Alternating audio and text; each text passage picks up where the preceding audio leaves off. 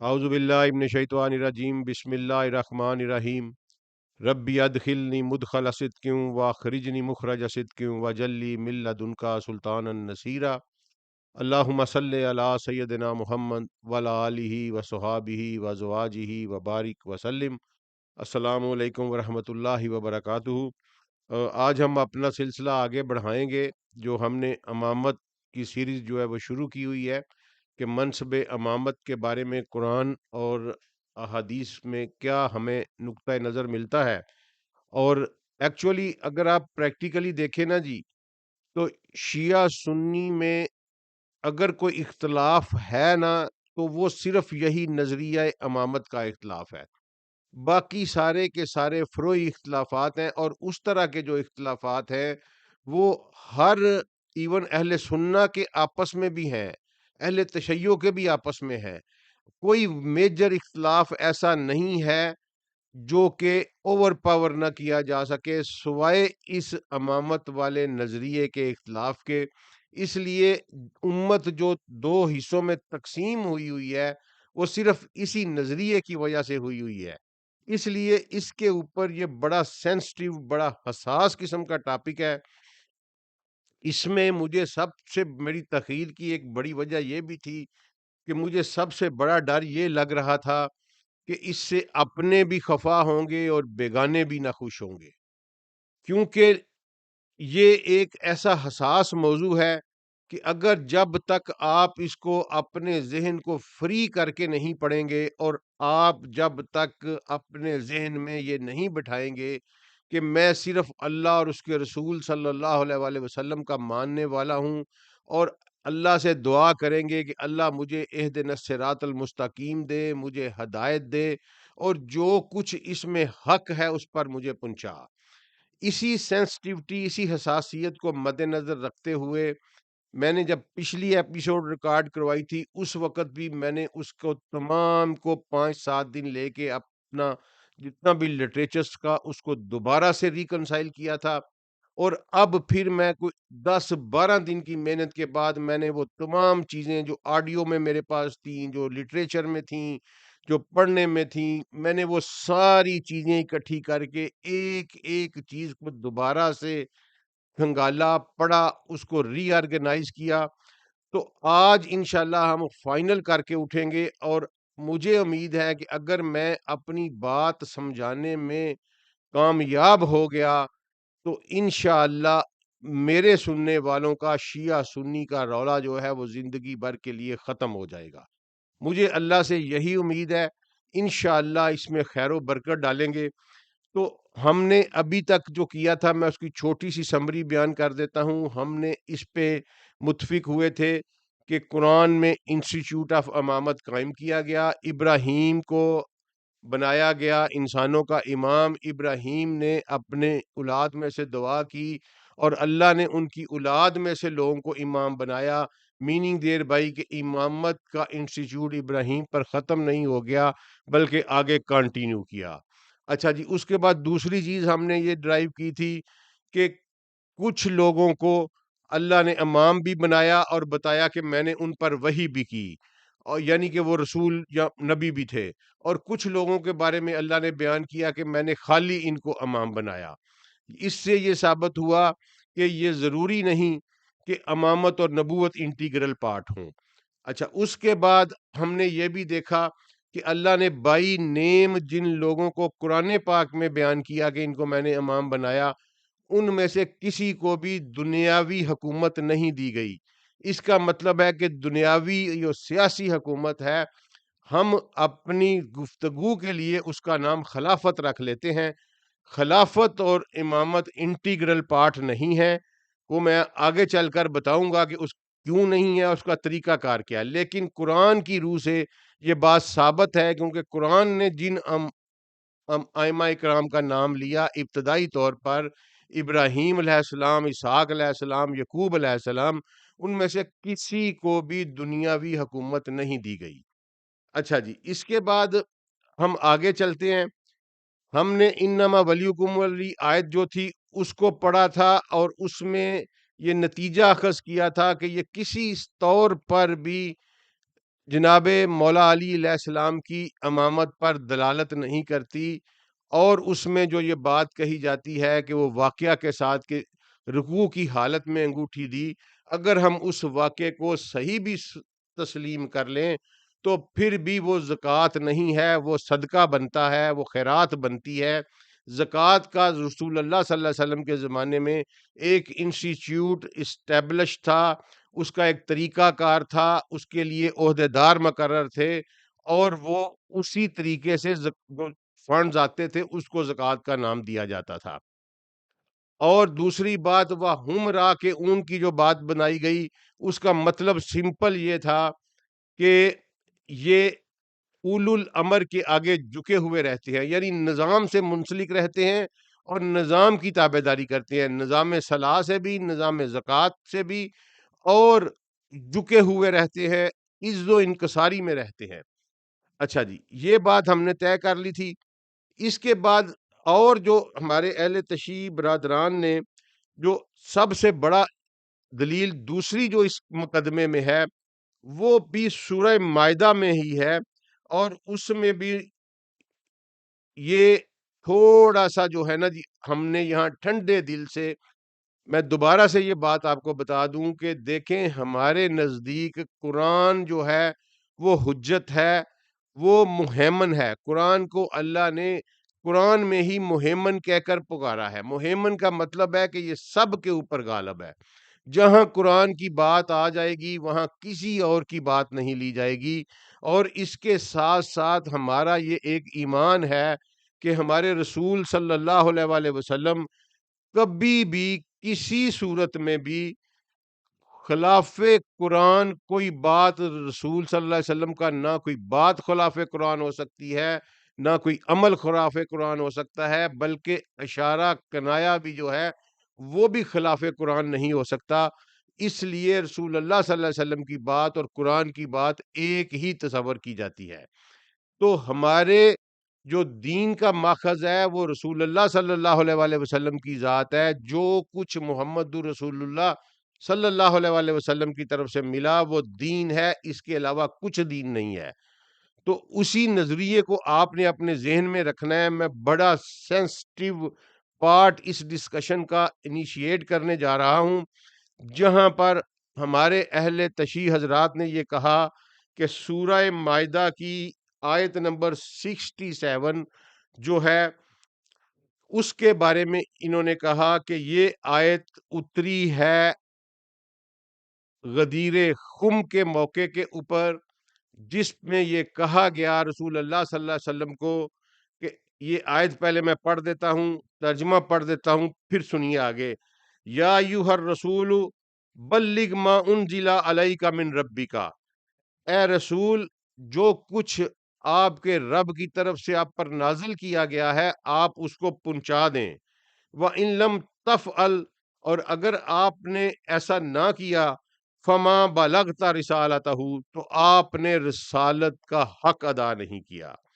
وَاللَّهُ يَعْصِمُكَ مِنَ النَّاسِ، اللہ آپ کو لوگوں سے بچائے گا۔ ان اللہ لا یہدی قوم الکافرین، اور بے شک اللہ کافروں کو ہدایت نہیں دیتا۔ اس آیت کے شان نزول کے بارے میں یہ بات رکھی گئی کہ رسول اللہ صلی اللہ علیہ وآلہ وسلم پر اللہ نے یہ نازل کیا تھا کہ آپ علی کی ولایت کا اعلان کر دیں۔ رسول اللہ صلی اللہ علیہ وآلہ وسلم لوگوں کے ڈر اور خوف کی وجہ سے اس کو بیان نہیں کر رہے تھے، تو پھر یہ آیت اتری اور رسول اللہ صلی اللہ علیہ وآلہ وسلم کو زور دے کر سختی سے کہا گیا کہ اگر آپ نے یہ نہ پہنچایا تو آپ نے رسالت کا کوئی حق ادا نہیں کیا۔ تو وہاں پھر اللہ نے کہا کہ آپ گھبرائیں نہیں، اللہ آپ کو لوگوں سے بچائے گا۔ تو پھر اس کے بعد رسول اللہ صلی اللہ علیہ وآلہ وسلم نے غدیر خم کے مقام، جوفہ کے مقام کے اوپر اونٹوں کی پلانوں کا منبر بنایا، اور وہاں کھڑے ہو کر آپ نے جناب مولا علی علیہ السلام کا ہاتھ بلند کر کے کہا کہ من کنت مولا فہذا علی مولا، جس کا میں مولا ہوں اس کا علی مولا ہے۔ اور جب آپ نے یہ کر دیا، جب آپ نے یہ کر دیا تو اس کے بعد جو آیت اتری، وہ آیت اتری سورہ مائدہ کی آیت نمبر 3 کا ایک حصہ اترا، وہ یہ تھا کہ الیوم اکملت لکم دینکم و اتممت علیکم نعمتی و رضیت لکم الاسلام دینا، کہ آج ہم نے دین کو مکمل کر دیا، اپنی نعمت آپ پر تمام کر دی، اور آپ سب کے لیے ہم نے اسلام کو بطور دین جو ہے وہ پسند فرمایا۔ یہ یہ آیتیں اس سٹوری کے ساتھ، اس کے ساتھ بیان کی جاتی ہیں، اس شان نزول کے ساتھ بیان کی جاتی ہیں۔ اب ذرا غور کریں کہ سب سے پہلے تو یہ، اگر کوئی میری بہت بڑے بڑے شیعہ عالم دین سے بات ہوئی، اور ان میں سے میجارٹی کا موقف یہ تھا کہ یہاں آیات کی ترتیب بدلی گئی ہے۔ نعوذ باللہ، استغفر اللہ۔ میں نے آپ کو پہلے کہا تھا کہ کسی بھی کتاب کی جملوں کی ترتیب بدل دی جائے تو اس کتاب کے پلے کچھ نہیں رہتا، لیکن کچھ علماء اکرام ایسے بھی ملے جنہوں نے کہا کہ نہیں بدلی گئی۔ ہم اس بحث میں نہیں پڑتے۔ آپ مجھے یہ بتائیں کہ اگر یہ تصور کر لیا جائے کہ رسول اللہ صلی اللہ علیہ وآلہ وسلم لوگوں کے ڈر کی وجہ سے کچھ نہیں پہنچا رہے تھے، تو اس سے بڑی توہین رسالت اور کوئی ہے ہی نہیں ہے۔ ٹھیک ہے جی، یہ ڈائریکٹ اللہ کے رسول صلی اللہ علیہ وآلہ وسلم کی عظمت کے اوپر حرف آتا ہے۔ یہ مانی ہی نہیں جا سکتی کہ وہ شخص جو تنے تنہا، اکیلا، بالکل اکیلا، جس کی نہ ماں تھی، نہ باپ تھا، نہ کوئی بہن، نہ بھائی، جس کے پاس نہ کوئی کارخانہ تھا، نہ فیکٹری تھی، نہ زراعت تھی، نہ زمین تھی، نہ جگیر تھی، نہ پیسہ تھا، نہ کوئی سوشل امپیکٹ تھا، نہ کوئی پولیٹیکل سلاٹ اس کے پاس تھا۔ وہ تنے تنہا اٹھ کر اتنے بڑی چٹانوں اور اتنے بڑے طوفانوں کے ساتھ ٹکرا گیا، اور اس کے ٹکرانے کی گونج آج بھی انسانیت کے کانوں میں گونجتی ہے۔ تو یہ بات کس طرح مانی جا سکتی ہے کہ وہ کسی ایک نقطے پر لوگوں سے خوف زدہ ہو کر اپنا وہ منصب رسالت سے کوتاہی برت رہے ہوں، جس کے لیے انہیں بنایا گیا اور جس کے لیے انہیں دنیا میں بھیجا گیا تھا۔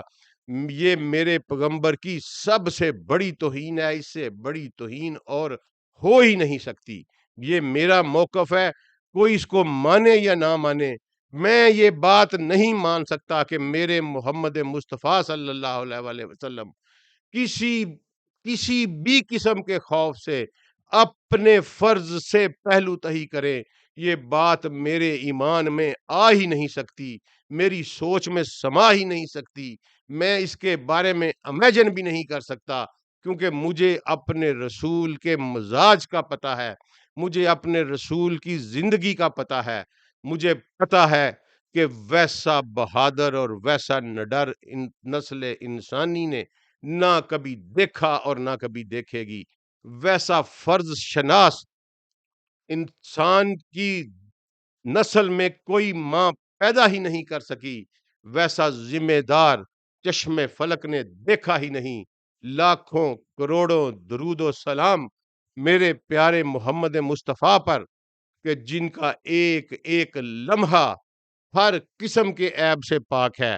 تو پھر یہ میں کیسے مان لوں کہ انہوں نے پریشر میں آ کر یہ بات چھپائی اور پھر اللہ کو انٹرفیئر کرنا پڑا؟ بالکل دوستو، ذرا اپنے ذہنوں کو صاف کر کے سوچو، ذرا بلند ہو کے سوچو، صرف مصطفیٰ کے غلام بن کے سوچو، تو آپ کو ساری بات سمجھ آ جائے گی کہ ایسا نہیں ہو سکتا۔ اچھا جی، اس کے بعد ہم آگے آتے ہیں قرآن کے مضمون کے اوپر۔ میں نے آپ کو کہا تھا کہ سورہ مائدہ جو ہے وہ سوشلائزیشن کی تربیت ہے مسلمانوں کے لیے، مومنین کے لیے، ان لوگوں کے لیے جو محمد رسول اللہ صلی اللہ علیہ وسلم پر ایمان رکھتے ہیں۔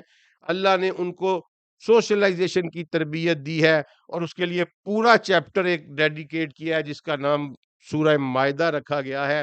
اگر آپ اس کا مضمون پڑھتے چلے جائیں گے تو یہ بالکل آپ کو واضح ہو جائے گا کہ 67 نمبر پر یہ آیت اس لیے آئی کہ آپ پہنچا دیں سب کچھ، کیونکہ رسول اللہ صلی اللہ علیہ وآلہ وسلم نے اس سے اوپر والی آیات ساری کی ساری جو تھیں وہ جاہلیت کی رسموں کو توڑ رہی تھیں، وہ جتنے بھی قوانین عربوں نے وہاں بنائے ہوئے تھے کفر اور جھوٹ کی بنیاد کے اوپر، ان کو توڑ رہی تھیں۔ تو اللہ تعالیٰ نے زور دے کے کہا کہ آپ، یہ بھی رسول اللہ صلی اللہ علیہ وآلہ وسلم کی اللہ کی طرف سے ایک ٹریننگ تھی کہ آپ پہنچا دے۔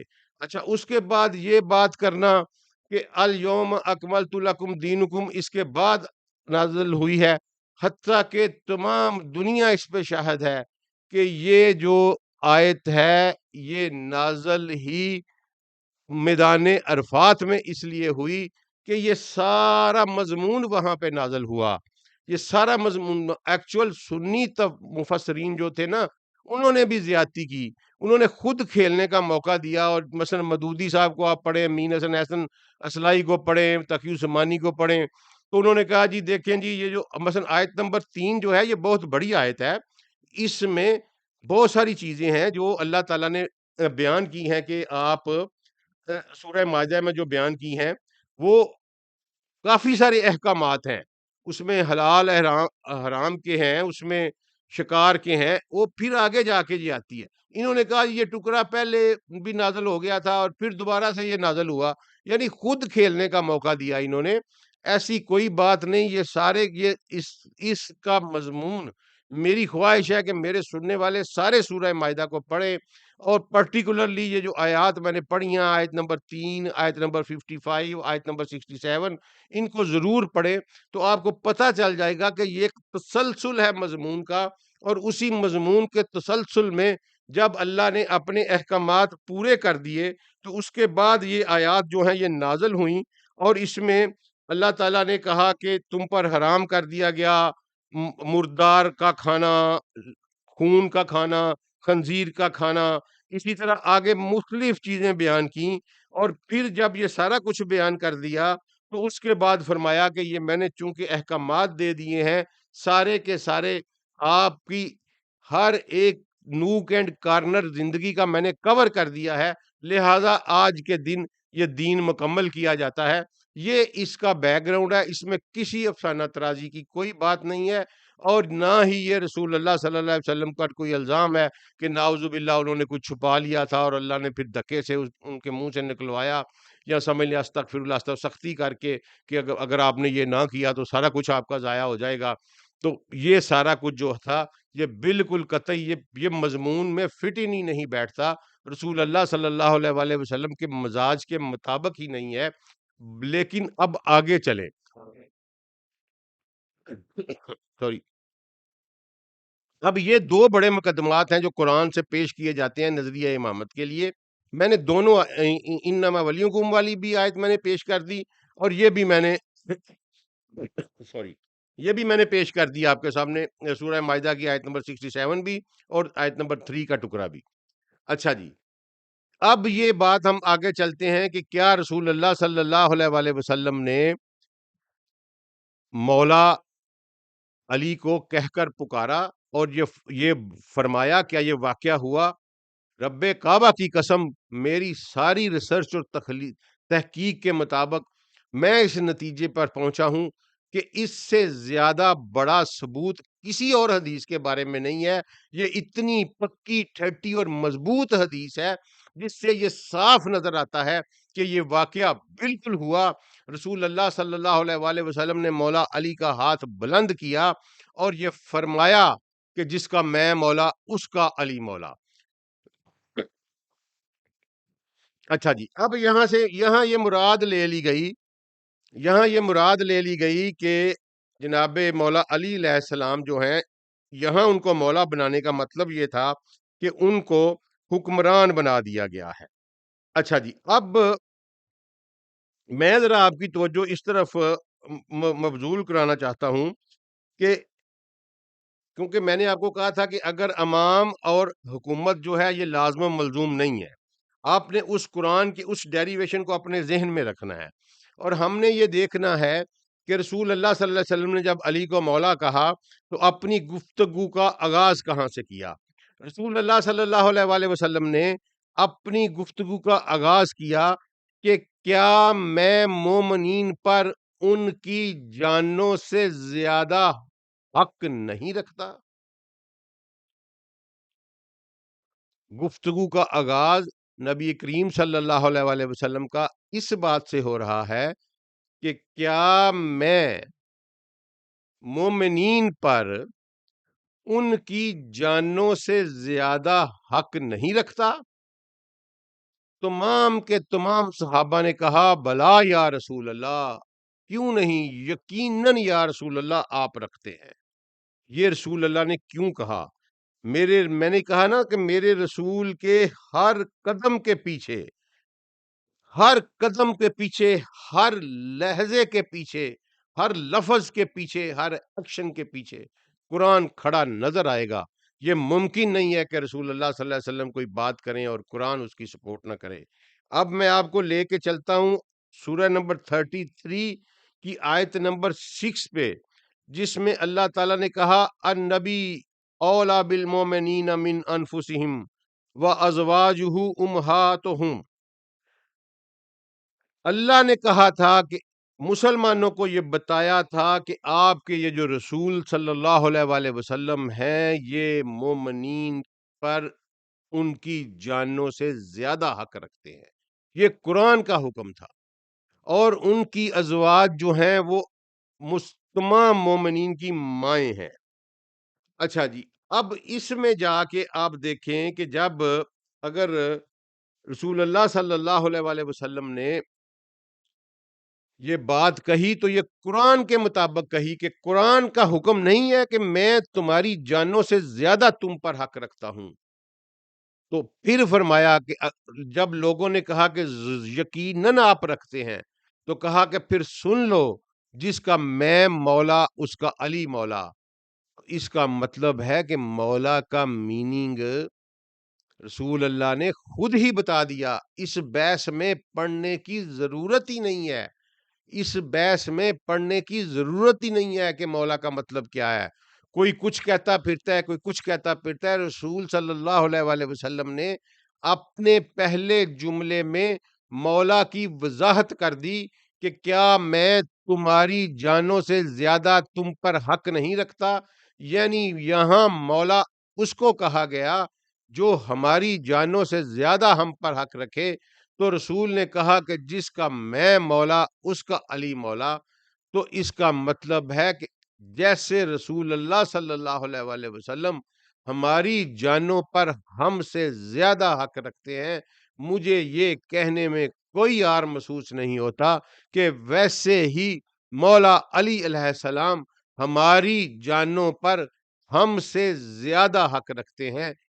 جیسے مولا ہم رسول اللہ صلی اللہ علیہ وآلہ وسلم کو مانتے ہیں، اپنا نگہبان مانتے ہیں، جیسے ہم ان کو اپنا شفیع مانتے ہیں، جیسے ہم ان کو اپنا سب کچھ مانتے ہیں، اسی طرح ہمیں مولا علی کو بھی ہمیں اسی طرح ماننا پڑے گا۔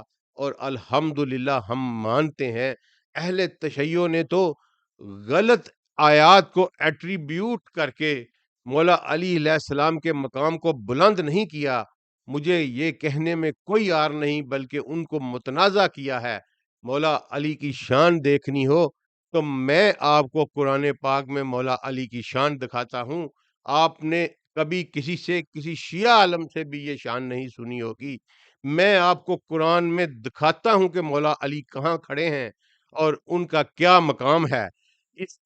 اس کے لیے صرف میں آپ کا 2 آیات پیش کرتا ہوں۔ میں آپ کو لیے چلتا ہوں سورہ تحریم میں۔ سورہ تحریم میں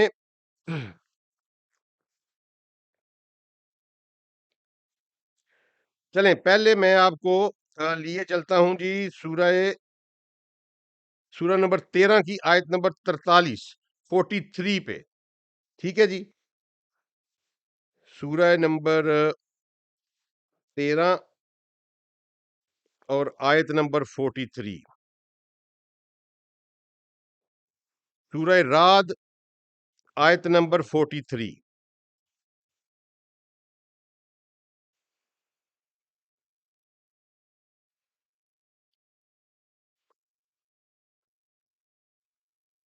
جی.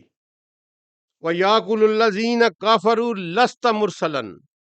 یہ جو کافر لوگ ہیں یہ کہتے ہیں کہ آپ رسول ہی نہیں ہیں. کل کفا باللہ شہیدن بینی و بینکم. کہو کہ میرے اور تمہارے درمیان اللہ گواہ کافی ہے. ومن عندہ علم الکتاب، اور وہ شخص گواہی کے لیے کافی ہے جس کے پاس کتاب کا علم ہے. اب ذرا دیکھیے کہ یہ کیا آیت ہے. ایکچولی یہ آیت مکہ میں نازل ہوئی. دنیا کے تمام مفسرین، دنیا کے تمام محدثین، چاہے اہل سنہ سے ہوں چاہے اہل تشیع سے ہوں، اس بات پہ متفق ہیں کہ یہ آیت اور یہ سورہ مبارکہ مکہ میں نازل ہوئی. لیکن انفارچونیٹلی یہ منافقت ہے. میں اس کو منافقت کا نام دوں گا کہ جب اس کی تفسیر کرنے پہ آتے ہیں تو کہتے ہیں کہ من عندہ علم الکتاب سے مراد عبداللہ بن سلام ہے، اور پھر آگے ہی لکھ دیتے ہیں کہ یہ بات ٹھیک نہیں ہے. لیکن کسی سنی مفسر کو یہ جرت نہیں ہوئی کہ وہ یہ لکھے کہ یہ کس کے متعلق آیت ہے. میں آپ کو بتاتا ہوں. اب ذرا یہ دیکھیے کہ کیونکہ اللہ نے یہ انداز خطابت کیا ہے کہ یہ کافر جو ہیں یہ کہہ رہے ہیں کہ آپ تو اللہ کے رسول ہی نہیں ہیں. اللہ کی رسالت کو جٹلایا جا رہا ہے. اللہ کہتا ہے کیونکہ ہر دعوے کو تصدیق کے لیے دو گواہ چاہیے ہوتے ہیں. یہ یونیورسل اڈاپٹڈ پرنسپل ہے. ہر دعوے کی تصدیق کے لیے دو گواہ چاہیے ہوتے ہیں. تو اللہ کہتا ہے کہ کافی ہے آپ کے لیے دو گواہ. ایک کون؟ ایک ملائے اعلیٰ میں بیٹھا میرا اللہ جو انویزیبل ہے. ایک تو گواہی کے لیے وہ کافی ہے. اگر یہاں دوسرا کوئی اور شخص لگایا جاتا، جبریل کو گواہ بنایا جاتا یا کسی اور کو گواہ جو انویزیبل ہوتا، تو گواہی کے لوازمات ہی پورے نہیں ہونے تھے. لہذا اللہ نے کہا کہ آپ کے لیے کافی ہے. کل کفا باللہ شہیدن بینی و بینکم. کہو کہ میرے اور تمہارے درمیان کافی ہے وہ گواہ جو اللہ ہے. وہ من عندہ علم الکتاب، اور وہ شخص جس کے پاس کتاب کا علم ہے. اب یہاں یہ سوال پیدا ہوگا کہ کیا رسول صلی اللہ علیہ وآلہ وسلم کی موجودگی میں کوئی اور شخص بھی ایسا ہو سکتا ہے جس کے پاس کتاب کا علم ہو؟ یہ بہت بڑا کویشچن ہے. ٹھیک ہے جی. اب آپ یہ دیکھیں کہ یہاں چونکہ رسول کے اوپر گواہی آ رہی ہے، وَمَنْ عِنْدَهُ علم الکتاب سے مراد یقیناً رسول اللہ صلی اللہ علیہ وسلم نہیں ہے، کوئی اور شخص ہے. تو کیا پیغمبر کی موجودگی میں کوئی ایسا شخص کبھی ہو سکتا ہے جس کے پاس کتاب کا علم ہو؟ تو آئیے اس کے لیے بھی یہی ہمارا اپنا سوال قرآن کے اوپر پیش کرتے ہیں. اور میں آپ کو لیے چلتا ہوں سورہ نمل میں جہاں پر ضرور پڑھیے گا جا کے، جہاں پر بلقیس کے تخت کا واقعہ ہے، وہاں پر بھی ایک پیغمبر ہے، اور پیغمبر بھی ایسا ذیشان ہے کہ اس کے پاس دنیا کی حکومت ہے، اور ایک ایسی حکومت ہے کہ چرند پرند، انسان، حیوان، درندے، پودے، ہوائیں، پانی، جنات، جو کچھ بھی اللہ کی خلقت میں اس دنیا میں موجود تھا، اس کے اوپر سلیمان ذی شان کو حکومت دے دی گئی. ایسا شان والا پیغمبر ہے. اور اس کے ساتھ ساتھ جہاں عام لوگوں کے لیے یا انسانوں کے لیے، موسیٰ کے لیے پانی کے چشمے بہائے گئے، اس پیغمبر ذیشان کے لیے پگھلے ہوئے تانبے کے چشمے بہائے گئے. اتنا بڑا، اتنا ذیشان پیغمبر ہے.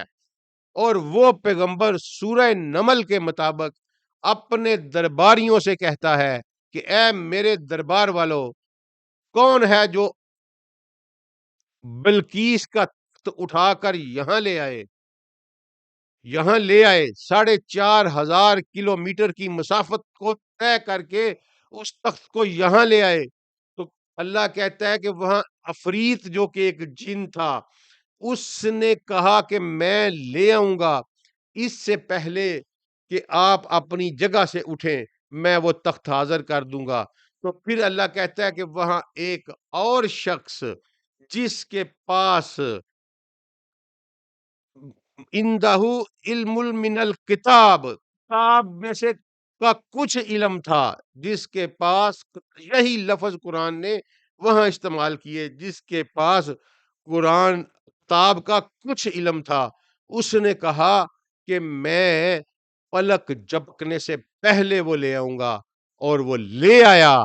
اور پیغمبر ذیشان نے جب اس تخت کو اپنے سامنے پایا تو فرمایا ھذا من فضل ربی، یہ میرے رب کا فضل ہے. اب مجھے بتائیں، اتنی شان والا پیغمبر اور اس کے دربار میں ایک درباری ہے جس کے پاس کتاب کا کچھ علم ہے، کیونکہ وہاں اللہ نے کہا من الکتاب، کتاب کا کچھ علم ہے. ٹھیک ہے جی، ایک ایسا شخص جس کے پاس کتاب کا کچھ علم ہے، اس کی یہ پاور تھی کہ اس نے 4,500 کلومیٹر پہ پڑا ہوا بلقیس کا تخت ڈیفیوز کیا، اور پلک جھپکنے میں اس نے فلسطین یروشلم میں اس کو انفیوز کر دیا. یعنی یہ اس کے پاس اتنی پاور تھی کہ وہ پلک جھپکنے میں وہ چیز اٹھا لے آیا. کیوں تھی وہ اس کے پاس پاور؟ کہ اس کے پاس کتاب کا کچھ علم تھا، من الکتاب. اور میرے پیغمبر کے دربار میں جو ذیشان علم تشریف رکھتا تھا، اس کے پاس من الکتاب نہیں تھا. ومن عندہ علم الکتاب، اس کے پاس پوری کتاب کا علم تھا. اور اسی لیے میرے رسول نے فرمایا کہ میں علم کا شہر ہوں اور علی اس کا دروازہ ہے. علم، کتاب کا علم علی کے پاس تھا، اور قرآن نے بتایا کہ یہ کافی ہے تمہاری رسالت کے لیے شہادت، ایک میں اور ایک وہ شخص جس کے پاس پوری کتاب کا علم ہے. آپ اندازہ لگائیں کہ جس کے پاس کتاب کا کچھ علم تھا اس کی پاور یہ تھی، اور جس کے پاس کتاب کا پورا علم تھا اس کی طاقتیں، اس کی پاور کیا ہوگی. لہذا یہ بات بالکل قرین قیاس ہے کہ پیغمبر کی موجودگی میں ایک صاحب علم الکتاب رکھنا اللہ کی عادت شریفہ ہے.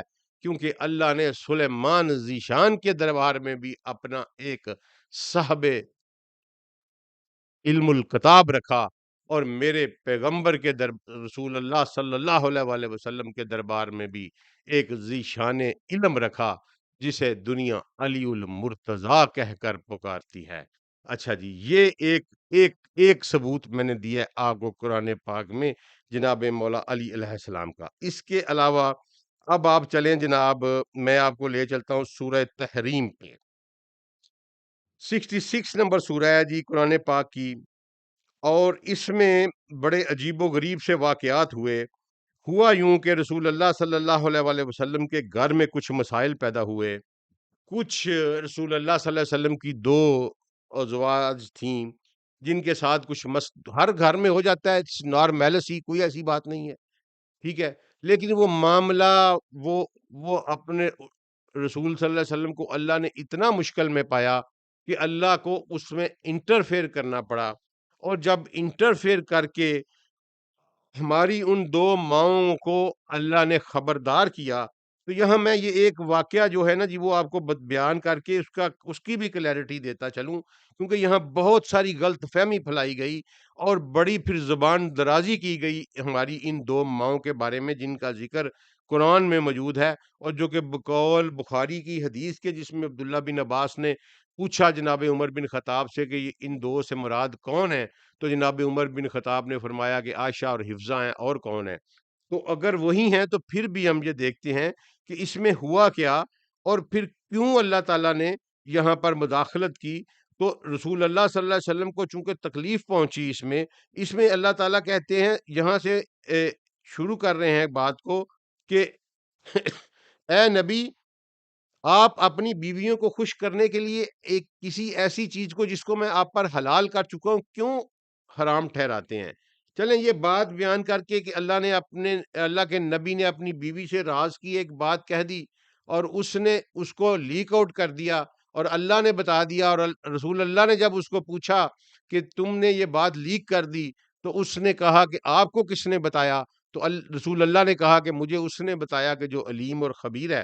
چلیں اس سے بھی ہم آگے چلتے ہیں۔ یہ سارا کچھ ہو گیا تو اس پہ پھر اللہ تعالیٰ نے کہا ان تتوبا الی اللہ فقد صغت قلوبکما، کہ اب ان ہماری دو ماؤں کو کہا کہ تم اللہ کے حضور توبہ کرو، فقد صغت قلوبکما۔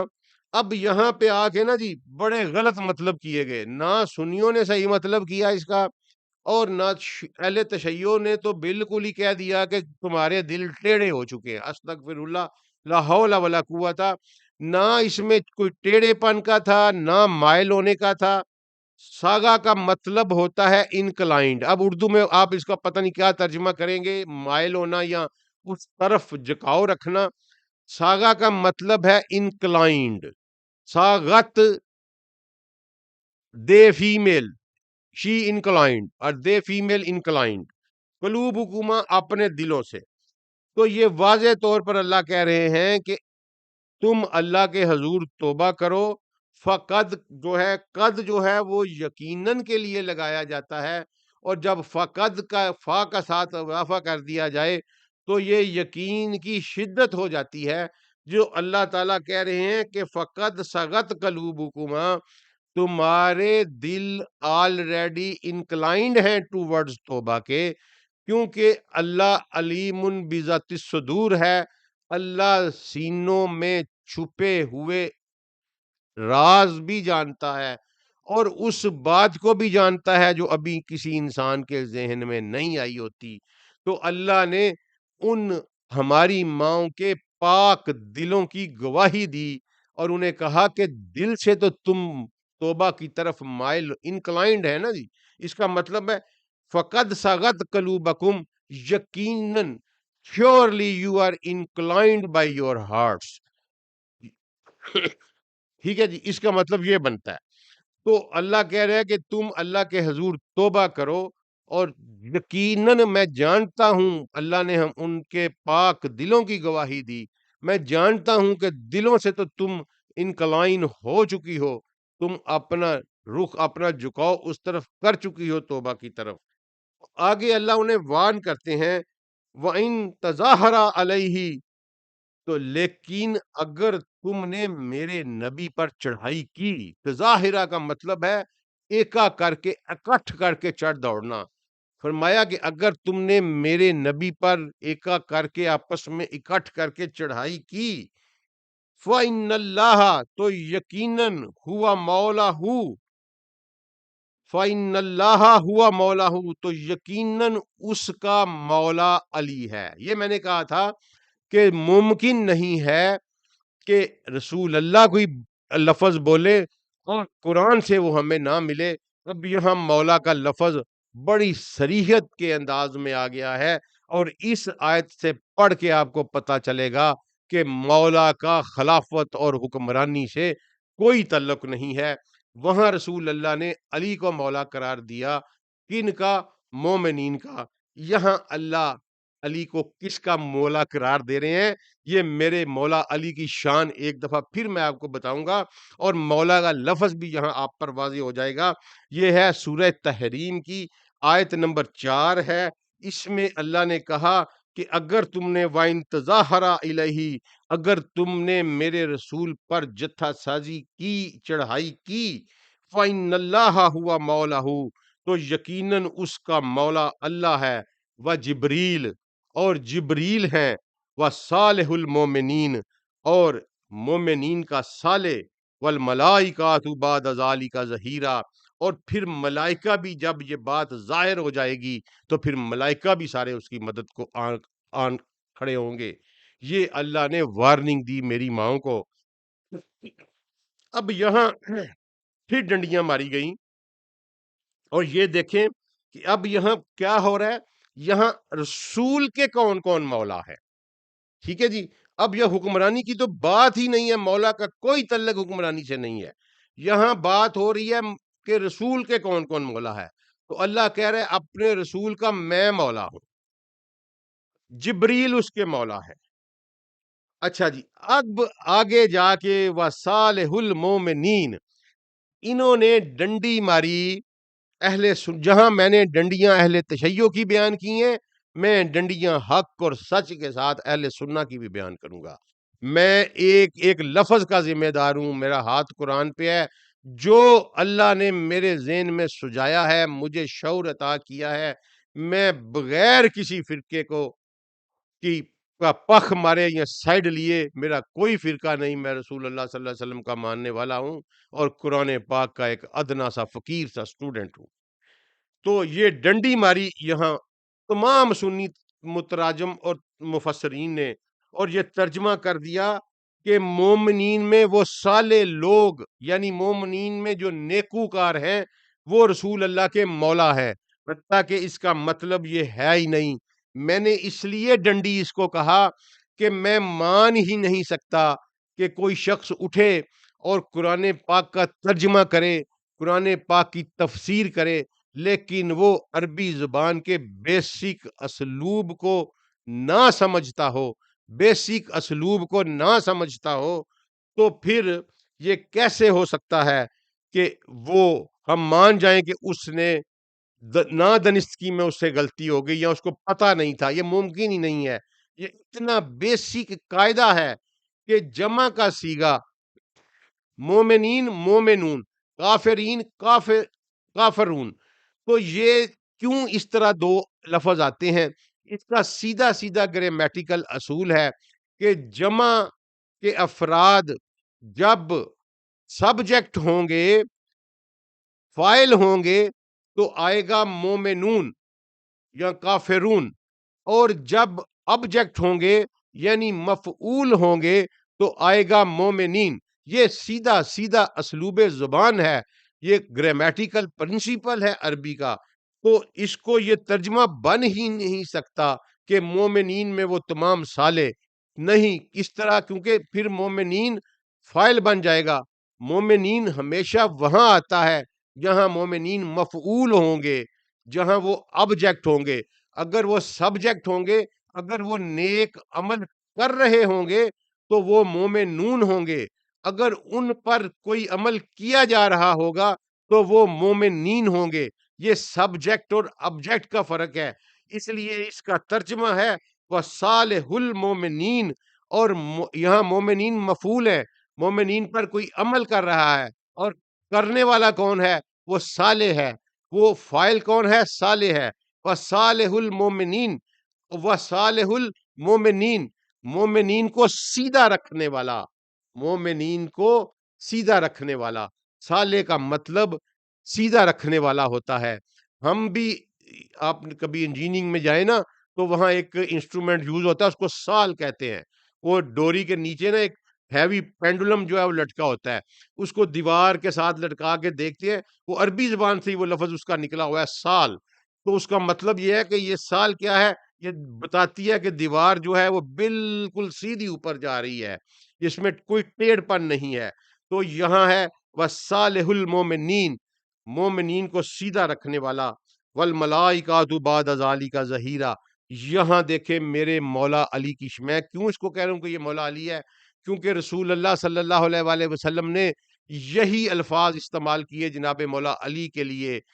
مسند احمد کی حدیث ہے کہ رسول اللہ صلی اللہ علیہ وآلہ وسلم نے فرمایا کہ اگر تم میرے بعد علی کو حکمران بناؤ گے تو یہ تم کو بالکل سیدھا لے کے چلے گا. یہ مستدرک الحاکم میں بھی حدیث ہے، اور حاکم نے یہ کہا ہے کہ یہ شرط شیخین پر بالکل صحیح ہے کہ اگر تم میرے بعد علی کو حکمران بناؤ گے تو وہ تمہیں بالکل سیدھا لے کے چلے گا، سیدھا رکھے گا. لیکن میں دیکھ رہا ہوں کہ تم ایسا نہیں کرو گے. اچھا جی، یہ ایک وصف ہے مولا علی کا، مومنین کو سیدھا رکھنے والا. ایک وصف ہے مولا علی کا علم والا. اسی لیے جب شیخین کو کوئی مسئلہ پڑتا تھا، جب میں اس پہ آتا ہوں، آگے ہم بات کریں گے اس کے اوپر، جہاں کہیں بھی کوئی علمی گنجل پڑتی تھی، اس کو سلجھانے کے لیے علی علی علی کی آوازیں آیا کرتی تھی. اسی لیے جناب عمر علیہ السلام نے کہا کہ اگر ابو الحسن یعنی علی نہ ہوتے تو میں ہلاک ہو جاتا. تو میں آپ کو یہ بتاؤں کہ یہ واضح طور پر وصالح المومنین، مومنین کو سیدھا رکھنے والا صرف ایک ہی فرد تھا جو علی المرتضیٰ تھے. اور یہاں میرے مولا علی کی شان یہ بیان ہو رہی ہے کہ یہاں رسول کے مولا بنائے جا رہے ہیں مولا علی. میں بہت بڑی بات کر رہا ہوں، اور میں پورے پورے کانفیڈنس اور پورے اعتماد کے ساتھ یہ بات کر رہا ہوں. اپنے علم کی، اپنے عقل کی، اپنے شعور کی آخری حدوں کو استعمال کرنے کے بعد، بہت دن اس پہ سوچنے کے بعد، میرا یہ کنسیڈرڈ اوپینین ہے کہ اللہ نے قرآن پاک میں جو صالح المومنین کہا ہے وہ علی ہیں، اور جس کو صالح المومنین کہا ہے اس کو رسول کا مولا کہا ہے. آیت پڑھ کے دیکھ لیجئے، وَإِن تَظَاهَرَ عَلَيْهِ فَإِنَّ اللَّهَ هُوَ مَوْلَهُ. اگر تم نے اس پر چڑھائی کی میرے رسول پر، فَإِنَّ اللَّهَ، تو بے شک اللہ ہوا مولا ہو، اس کا مولا ہے. وہ جبریل، اور جبریل اس کا مولا ہے. وہ صالح المومنین، اور مومنین کو سیدھا رکھنے والا اس کا مولا ہے. اور اگر یہ بات آگے بڑھے گی، بعد ذالک ظہیرہ، یہ ظاہر ہو جائے گی، تو پھر تمام ملائکہ اس کے مولا کے طور پر آئیں گے. یہ ہے، یہ شان ہے میرے مولا علی کی. کوئی یہ نہ سمجھے کہ اگر میں نے امامت کی آیات میں اہل تشیع کے مخالف موقف اپنایا ہے تو میں مولا علی کا ماننے والا نہیں ہوں. میں مولا علی کو اللہ کے فضل سے اہل تشیع سے بڑھ کر مانتا ہوں. یہ قرآن میں دو مقامات میں نے آپ کو بالکل کرسٹل کلیئر جناب مولا علی علیہ السلام کی بتائے ہیں. آج چونکہ اس بات کو ختم کرنا ہے ہم نے، تو آگے ہم چلتے ہیں کہ تو پھر یہ حکومت اور خلافت کا کیا ایشو بنا، اس پہ پھر کیا مسئلہ بنا. تو میرے بھائیوں ایک بات ذرا غور سے سنیے گا، غور سے، ٹھنڈے دل کے ساتھ، اپنے تمام جذبات کو کائنڈلی میرے کہنے پہ اس وقت ذرا سرد کر لیں، پانی کا ایک گھونٹ لیں، ریلیکس کریں، اور اس کے بعد میری بات پاز کر لیں، پانی کا گھونٹ پئیں، 2 منٹ ریلیکس کریں، اور اس کے بعد میری بات کو غور سے سنیے گا کہ ایک سپوزیشن میں ہم چلے جاتے ہیں، ایک فرضی دنیا میں جاتے ہیں حقائق کو سمجھنے کے لیے، کہ اگر آج رسول اللہ صلی اللہ علیہ وآلہ وسلم تشریف لے آئیں، بنفس نفیس آ کر اسلام آباد میں یا مکہ مدینہ میں بیٹھ جائیں، اور یہ فرمائیں کہ یہ شخص، فلاں شخص آج کے بعد مسلمانوں کا حکمران ہوگا، تو جو شخص ان کی بات سے اختلاف کرے گا یا بغاوت کرے گا، کیا وہ مسلمان رہے گا؟ کمنٹس میں ضرور جواب دیجئے گا. میرے اندازے کے مطابق اگر کوئی شخص اس سے اختلاف کرے گا تو وہ فوری طور پر دائرہ اسلام سے خارج ہو جائے گا. اس کا اسلام اور اللہ کے ساتھ کوئی تعلق نہیں ہوگا. ہمیں لیوریج کیا ملتا ہے کہ ہم کیوں دائرہ رسول اللہ کی بات کی مخالفت کر کے یا ان سے بغاوت کر کے، ہمیں ایج کیا ملتا ہے بعد میں آنے والوں کو، کہ ہمارے پاس کہ ہو سکتا ہے یہ رسول کی بات ہے کہ نہیں ہے، کیونکہ وہ بذریعہ واسطہ ہم تک پہنچی ہے نا. جب رسول ڈائریکٹ ہے، میں دوبارہ اس پوزیشن کو کہتا ہوں کہ تصور کریں کہ سیدی رسول اللہ صلی اللہ علیہ وآلہ وسلم مدینہ شریف میں بیٹھے ہیں اس وقت، آج کے دن، اور وہ 57 اسلامی ممالک کے حکمرانوں کو وہاں طلب کرتے ہیں، اور ان کو کہتے ہیں کہ تم سارے کے سارے آج سے معطل ہو، اور یہ ایک شخص ان تمام 57 ملکوں کا حکمران ہوگا آج کے بعد، یہ میرا حکم ہے، تو مجھے بتائیے کہ جو شخص وہ حکم نہ مانے گا، کیا وہ دائرہ اسلام میں رہ سکے گا؟ یقیناً نہیں رہ سکے گا، وہ دائرہ اسلام سے اسی وقت خارج ہو جائے گا۔ یہی کیفیت اس وقت پہ آپ اپنائیں کہ اگر رسول اللہ ان دونوں کے موقف، جنہوں نے ہمیں لڑا مار دیا ہے، جنہوں نے مت مار دیا ہے اس مارشل دین کی، اس مارشل سسٹم کی، کہ اگر رسول اللہ صلی اللہ علیہ وآلہ وسلم نے یہ کہا کہ میرے بعد علی حکمران ہوں گے، تو پھر ابو بکر، عمر، عثمان، طلحہ، سعد، بشیر بن سعد، بہت بڑے بڑے صحابہ، برگزیدہ ہستیاں دائرہ اسلام سے نکل گئی میرے بھائیوں، کیونکہ رسول نے ڈائریکٹ ان کو کہا تھا کہ میرے بعد علی حکمران ہوگا۔ اگر رسول نے یہ کہا صلی اللہ علیہ وآلہ وسلم کہ میرے بعد علی حکمران ہوگا، تو جس نے اس فیصلے کو نہیں مانا، وہ دائرہ اسلام سے نکل گیا، چاہے کوئی جو مرضی ہے۔ اور اگر رسول نے یہ کہا کہ میرے بعد ابو بکر حکمران ہوگا، تو پھر مولا علی علیہ السلام، زبیر علیہ السلام، جناب عباس بن عبد المطلب، جناب مقداد بن اسود، جناب بلال بن رباح، جناب سلیمان فارسی، جناب ابو ذر غفاری، اور جناب ابو بریدہ اسلمی، بہت ساری برگزیدہ ہستیاں دائرہ اسلام سے نکل گئی۔ کوئی چارہ نہیں آپ کے پاس، یہ بالکل، میں آپ کو اس لاجک سے کبھی کسی نے یہ بات نہیں بتائی ہوگی الحمدللہ، کہ اگر رسول نے کہا کہ میرے بعد علی حکمران ہوگا، تو ایک بہت بڑا طبقہ دائرہ اسلام سے نکل گیا، اور اگر رسول نے کہا کہ میرے بعد ابو بکر حکمران ہوگا، تو پھر بھی بہت بڑی برگزیدہ ہستیاں دائرہ اسلام سے نکل گئی۔ یہ محمد الرسول اللہ کا قول ہے میرے بھائیوں، یہ کوئی کسی شیکسپیئر والٹیئر کی کوئی کہاوت یا آرڈر نہیں ہے، یہ حجت الہی کا آرڈر ہے۔ اس کی جو خلاف ورزی کرے گا وہ دائرہ اسلام سے نکل جائے گا۔ تو اگر ہم سنیوں کی بات مانیں تو وہ گئے، اگر شیعوں کی بات مانیں تو یہ گئے۔ اب مجھے بتائیں کہ کہاں جائیں؟ لہٰذا یہ سارا جھوٹ ہے۔ رسول اللہ صلی اللہ علیہ وآلہ وسلم نے نہ ابو بکر کو اپنے بعد حکمران نامزد کیا، نہ مولا علی علیہ السلام کو نامزد کیا۔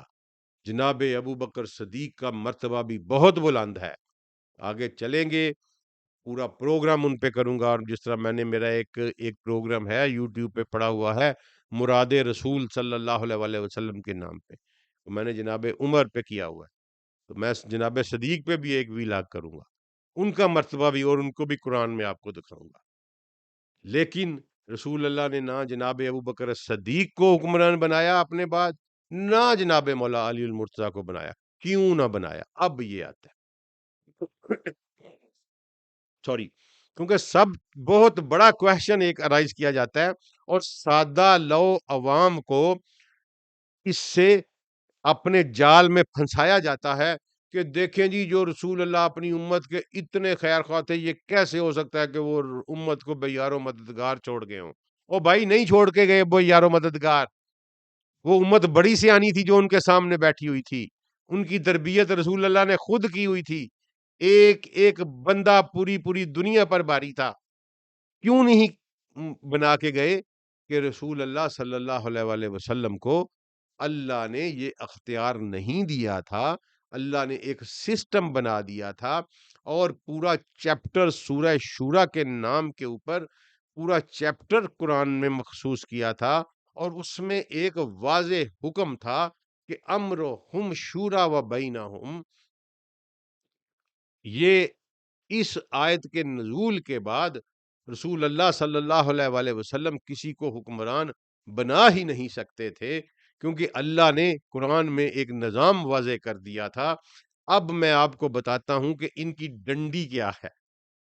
یہ دونوں گروپ آپ کو سن کے حیرت ہوگی، یہ دونوں گروپ اس آیت کے ترجمے میں ڈنڈی مارتے ہیں، کیونکہ اس کا صحیح ترجمہ دونوں کی موت ہے، اس کا صحیح ترجمہ دونوں کی موت ہے۔ اب اگر آپ بخاری کی وہ حدیث پڑھے جس میں جناب ابو بکر صدیق اور جناب علی المرتضیٰ کا مکالمہ ہے، تو اس میں حکومت کے لیے امر کا لفظ بولا جاتا ہے، اور مولا علی جناب ابو بکر صدیق کو کہتے ہیں کہ ہمیں آپ کے مراتب سے کوئی انکار نہیں، لیکن ہم رسول اللہ کے قرابت دار ہونے کی وجہ سے اس امر کو اپنا نصیب سمجھتے ہیں۔ ٹھیک ہے جی، اس حکومت کو اپنا نصیب سمجھتے ہیں، اور پھر فرمایا کہ ہمارے ساتھ استبداد ہوا ہے فی ہذہ امر، اس حکومت کے معاملے میں ہمارے ساتھ زیادتی ہوئی ہے۔ یہاں میرا مطلب بات سنانے کا مطلب یہ ہے کہ امر ہمیشہ جب سنگولر آئے گا، نون کے طور پر آئے گا، تو حکومت سمجھا جائے گا۔ ایک یہ واقعہ ہم نے عربی کے اسلوب میں دیکھنا ہے نا کہ کیا اس کا ہے۔ اب آگے آئیے، جب معاویہ نے تضحیق کی جناب عبداللہ بن عمر کی، تو وہاں بھی حکومت کے لیے اس حدیث میں بھی جناب عبداللہ بن عمر اپنی بہن ام المومنین حفصہ کے گھر تشریف لے جاتے ہیں۔ یہ میں بخاری پڑھ رہا ہوں، اپنی بہن حفصہ کے گھر تشریف لے جاتے ہیں اور کہتے ہیں کہ لوگ طرح طرح کی باتیں بتا رہے ہیں، حالانکہ میرا تو اس امر یعنی اس حکومت سے کوئی تعلق ہی نہیں ہے۔ تو اماں کہتی ہیں کہ تم اس بات کو چھوڑو، فوری طور پر معاویہ مسجد میں آئے ہوئے ہیں، وہ خطاب کرنے والے ہیں، اگر تم وہاں نہ گئے تو تمہاری غیر موجودگی سے طرح طرح کی چہمگوئیاں جو ہیں وہ کی جائیں گی، لہذا بہتر ہے کہ تم اٹھ کے وہاں چلے جاؤ۔ تو جناب عبداللہ بن عمر فرماتے ہیں کہ میں وہاں گیا تو مجھے دیکھتے ہی معاویہ نے کہا کہ جو کوئی بھی تم میں سے اس امر کی خواہش رکھتا ہے، حاضح الامر کا لفظ ہوا کہ اس حکومت کی خواہش رکھتا ہے، وہ اپنا سر بلند کرے یا اپنا سینگ بلند کرے، میں اس کے باپ سے زیادہ اس امر کا حقدار ہوں، اس حکومت کا حقدار ہوں۔ وہاں یہ بھی بات سنانے کا مطلب یہ ہے کہ عرب جو تھے وہ حکومت کے لیے امر کو یوز کرتے تھے، اور آج بھی عرب میں حکومت کے لیے امر ہی یوز ہوتا ہے۔ تو اللہ نے کہا امرہم شورا و بینہم۔ اب عربی میں یہاں پھر دوبارہ کہوں گا کہ میں کیوں کہتا ہوں کہ انہوں نے جان بوجھ کے ڈنڈی ماری ہے، کیونکہ عربی زبان کی ابجد سے بھی میرے جیسا جو بندہ ہے جو صرف ابجد کو جانتا ہے، وہ بھی یہ جانتا ہے کہ امر و ہم کا صیغہ لگانے کے بعد کا مطلب ہے کہ یہ بات ہو رہی ہے رسول اللہ صلی اللہ علیہ وآلہ وسلم کے بعد کے دور کی حکومت کی۔ یہ قرآن بالکل واضح ہے، ڈنڈی مارنے والے مارے، ہم انشاءاللہ روز محشر پل صراط پہ ان کا رستہ روکیں گے کہ یا اللہ انہوں نے ہمیں گمراہ کیا تھا یا کرنے کی کوشش کی تھی۔ امر و ہم کا مطلب ہی یہ ہے کہ یہ بات رسول اللہ کے بعد کی ہو رہی ہے، کیونکہ امر و ہم کا مطلب ہے ان کی حکومت۔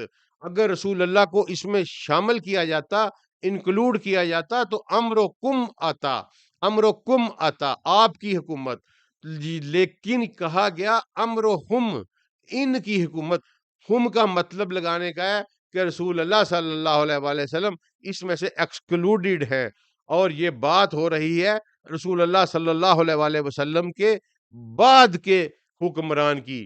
تو فرمایا امرہم شورا و بینہم، ان کی حکومت ان کے مشورے سے بنائی جائے گی، ان کے مشورے سے۔ رسول اللہ صلی اللہ علیہ وسلم کے بعد کی بات ہو رہی ہے، ورنہ کم کا صیغہ آتا، ہم نہ آتا۔ یہ واضح عربی زبان کا اسلوب ہے۔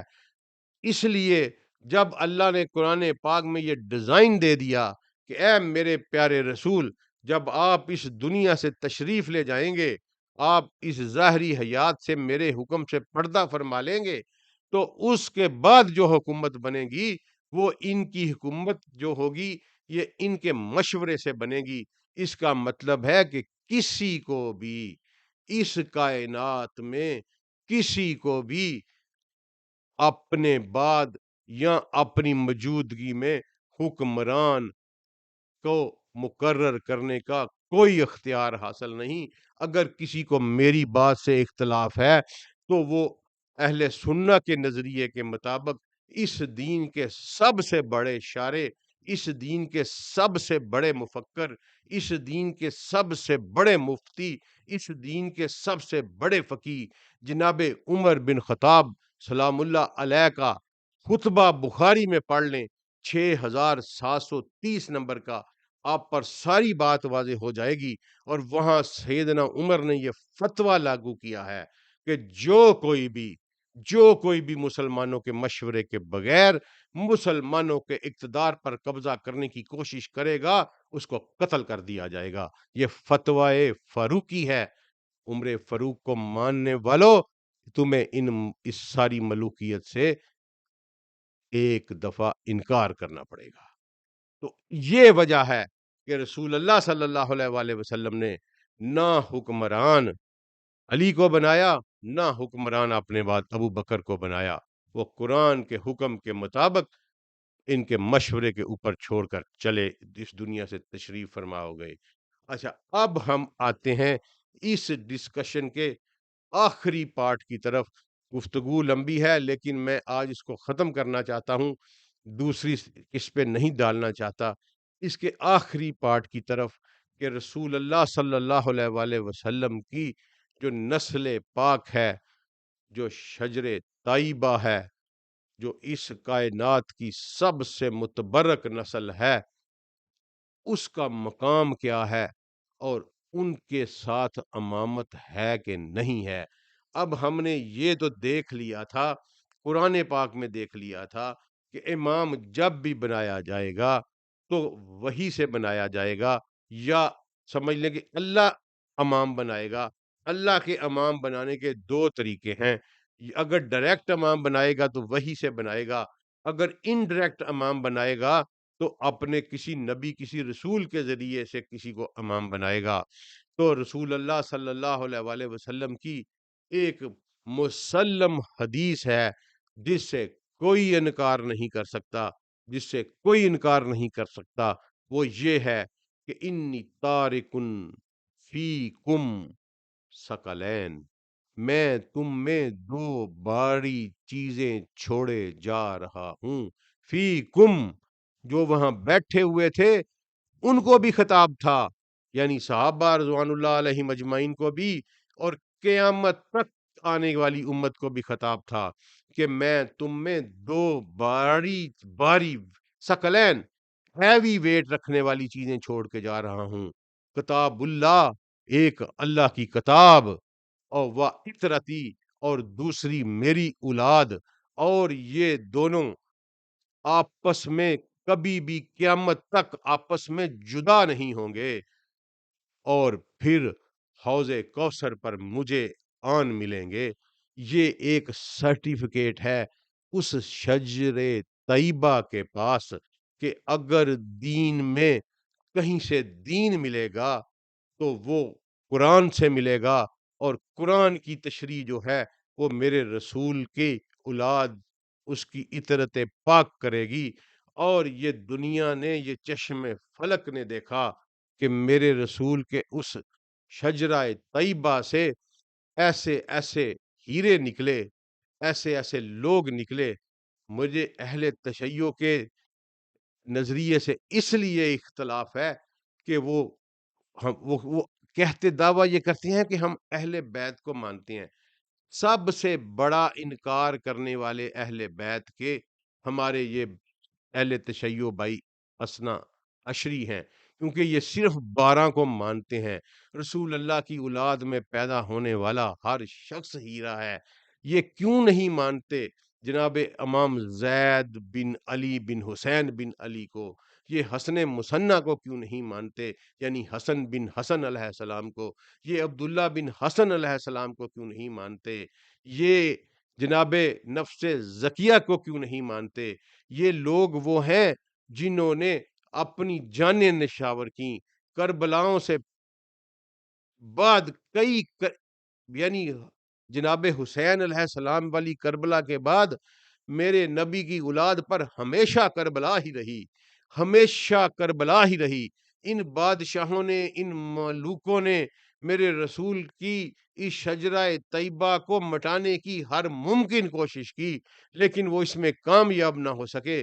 لیکن لاکھوں کروڑوں درود و سلام ان پاک نفوس کے اوپر جو میرے رسول کی نسل سے آئے اور اس دنیا کے لیے ہادی اور مرشد کا درجہ رکھتے ہیں، کیونکہ میرے رسول نے فرمایا کہ قرآن اور میری اطرت اکٹھی ہے، یعنی قرآن کے ساتھ کی تشریح میں جب بھی کوئی مسئلہ پیدا ہوگا تو میرے گھر والے، میری اولاد، میرے اہل بیت اس مسئلے کو کا جو سلوشن دیں گے وہ حجت ہوگی اس امت کے اوپر۔ اور اب میں نے کہا تھا کہ میں آپ کو بتاؤں گا کہ عمر کیوں کہتے ہوتے تھے کہ اگر علی نہ ہوتا تو میں ہلاک ہو جاتا۔ جب کبھی بھی علمی مشکل پیش آئی تو فوری طور پر علی سے رجوع کیا گیا۔ کیوں رجوع کیا گیا علی سے؟ کیا علی کے علاوہ وہاں کوئی اور لوگ ایسے نہیں تھے جنہوں نے قرآن؟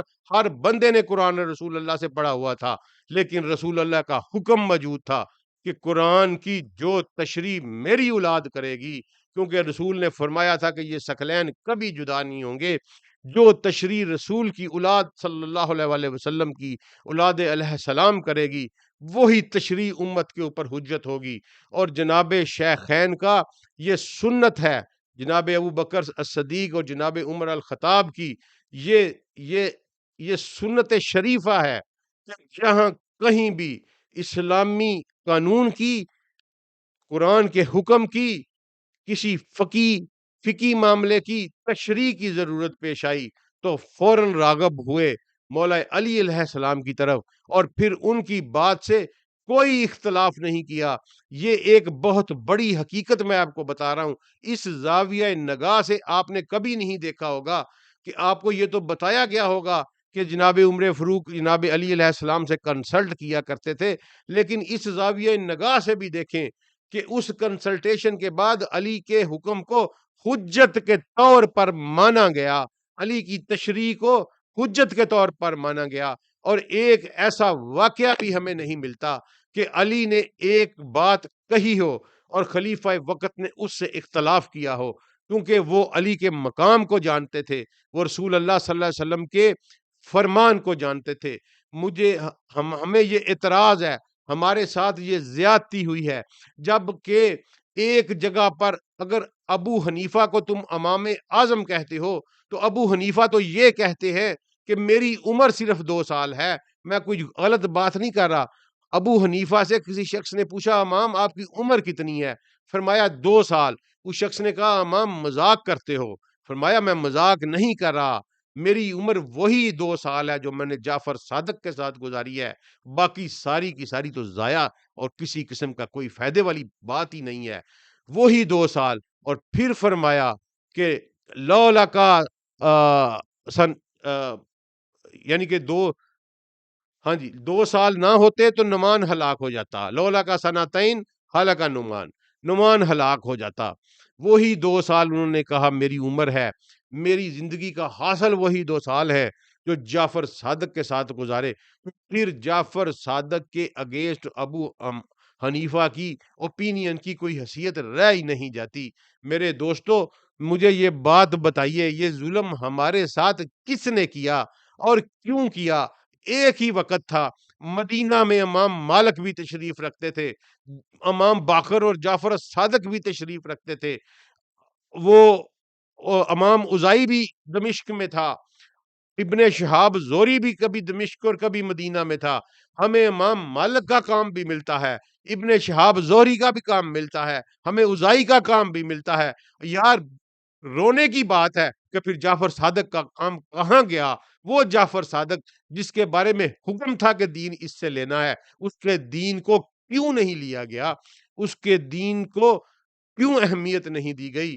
جبکہ ایک یہ جو فقہ حنفی کا ایک بہت بڑا فراڈ اس دنیا میں بنایا گیا، آپ کو یہ جان کر حیرت ہوگی کہ جناب امام ابو حنیفہ رحمہ اللہ علیہ نے ایک کتاب بھی اپنی زندگی میں نہیں لکھی، جتنی کتابیں ان سے منسوب کر کے لکھی گئیں وہ ساری کی ساری ان کے ان شاگردوں نے لکھی جو ملوکیت کے درباری تھے، جو ملکول میری طرح ملوکیت کے نوکر تھے سرکاری.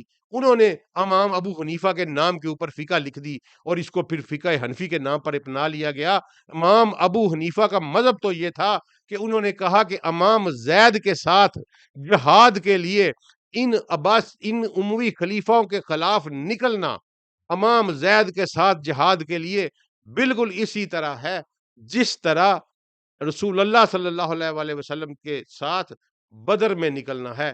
اگر دین لیا جانا چاہیے تھا تو وہ جناب علی بن حسین سے لیا جانا چاہیے تھا، وہ جناب محمد باقر سے لیا جانا چاہیے تھا، وہ جناب زید بن علی سے لیا جانا چاہیے تھا، وہ جناب جعفر صادق سے لیا جانا چاہیے تھا، وہ جناب حسن بن حسن سے لیا جانا چاہیے تھا، وہ جناب عبداللہ بن حسن سے لیا جانا چاہیے تھا، اور پھر اس سے آگے جو ان کی نسلیں چلتی ہیں ان سے لیا جانا چاہیے تھا، کیونکہ اطرت رسول کے وہ ہیں.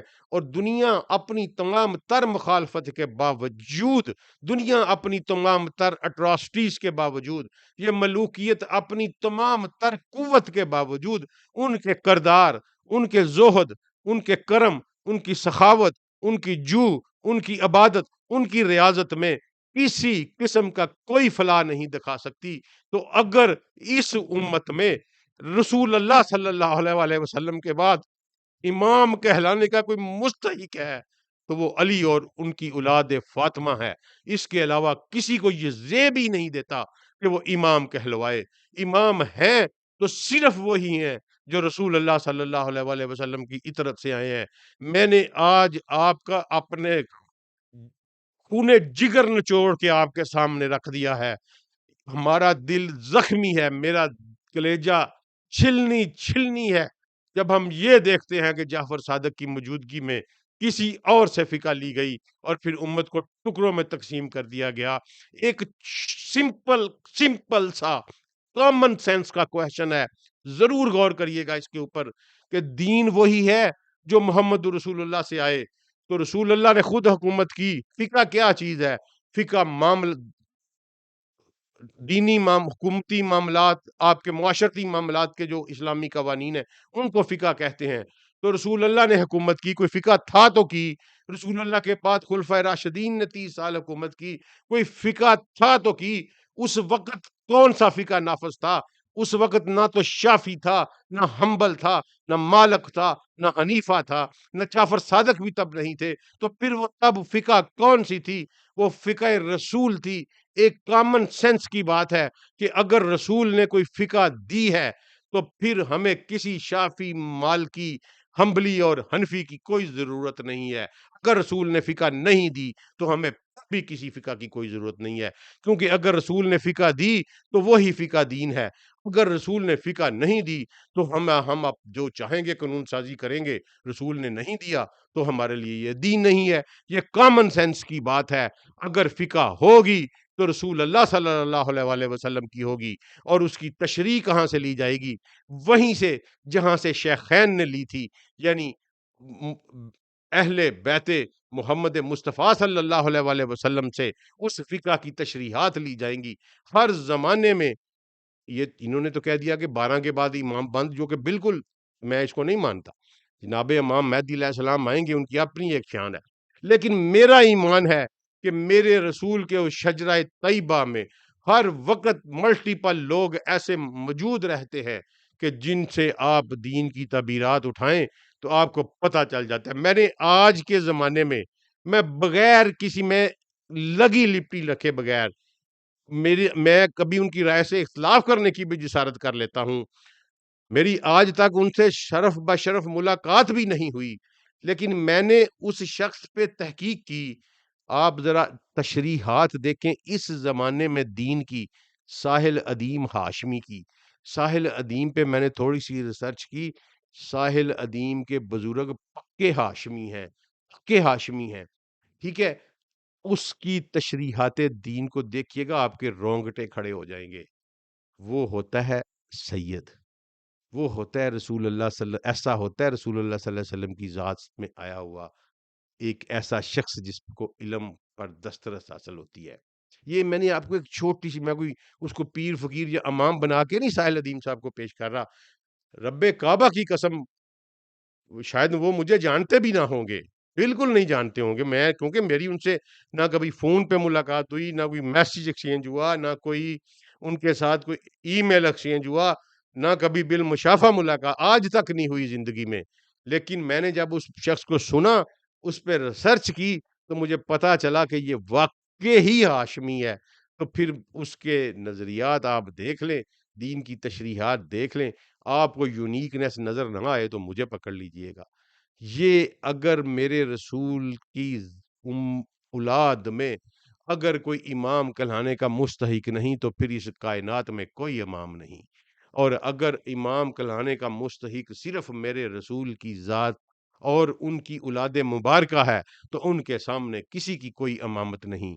ہمارے امام، ہمارے مرشد، جن سے دین لیا جائے گا، وہ رسول اللہ صلی اللہ علیہ وآلہ وسلم کی اطرت ہے، وہ رسول اللہ صلی اللہ علیہ وآلہ وسلم کی پاک شجر طیبہ ہے۔ شجر طیبہ وہ ہے جو میرے رسول صلی اللہ علیہ وآلہ وسلم سے جناب سیدۃ الکائنات اور مولا علی علیہ السلام کے بطن سے پیدا ہوئی وہ اولاد، اور پھر وہ آگے پھلتی پھولتی ہوئی، وہ تمام کے تمام اس دنیا میں اس دین کے امین ہیں، اور ہمارے لیے ان کی جوتیاں ہمارے سروں کے اوپر، اور ہمارے لیے ان کا قول حجت ہے، ہمارے بلا شبہ، بغیر کسی شبہ کے، کیونکہ میں نے آپ کو کہا کہ امام بنانے کا اختیار اللہ کو ہے۔ اللہ کے دو پیٹرن ہیں، اللہ یا اپنے خود وحی کے ذریعے امام بنائے گا، اور اللہ نے بتایا کہ میں نے اسحاق کو امام بنایا، ابراہیم کو امام بنایا، یعقوب کو امام بابا اوحینا، اور ہم نے ان پر وحی بھی کی، اور یا پھر اللہ انڈائریکٹ اپنے کسی نبی کے ذریعے کسی کو امام بنائے گا، کیونکہ اللہ نے اسی جگہ فرمایا کہ میں نے پھر ابراہیم کی اولاد میں بنی اسرائیل میں سے وہ لوگ جو دبائے ہوئے تھے ان کو زمین پر اقتدار دیا، اور ان میں سے بہت سو کو امام بنایا، تو اپنے کسی نبی کے ذریعے سے امام بنائے گا۔ تو سید المرسلین، خاتم المرتبت، جناب محمد مصطفیٰ صلی اللہ علیہ وآلہ وسلم نے یہ بات فرما کے کہ قرآن اور میری اطرت اکٹھے ہیں، یہ ثقلین ہیں، اپنی پوری اولاد میں ہر وہ شخص جو قرآن کے ساتھ جڑا ہو اس کو امام کا خطاب دیا۔ ہماری یہ نسلیں امام ہیں، ہم ان کو اپنے امام کی حیثیت سے مانتے ہیں۔ اس امامت کے اوپر میرا یہ نظریہ ہے، میں نے الف سے لے کر بے تک، اور پھر اے سے لے کر زی تک، الف سے یہ تک اور اے سے زی تک، میں نے جو کچھ میرے پاس تھا میں نے کھول کے آپ کے سامنے بیان کر دیا ہے۔ نہ میں شیعہ ہوں، نہ میں سنی ہوں، میرے باپ ابراہیم نے میرا نام مسلمان رکھا تھا، میں مسلم ہوں، اور میرے فخر کے لیے یہ کافی ہے کہ میں ابراہیم کی روحانی اولاد ہوں، اور میرے فخر کے لیے یہ کافی ہے کہ میں محمد رسول اللہ صلی اللہ علیہ وآلہ وسلم کا امتی ہوں، اور میرے فخر اور میری اولاد کے فخر کے لیے یہ کافی ہے کہ میں رسول اللہ صلی اللہ علیہ وآلہ وسلم کی مبارک پاک اولاد کا نوکر، چاکر اور خادم ہوں۔ السلام علیکم ورحمۃ اللہ وبرکاتہ۔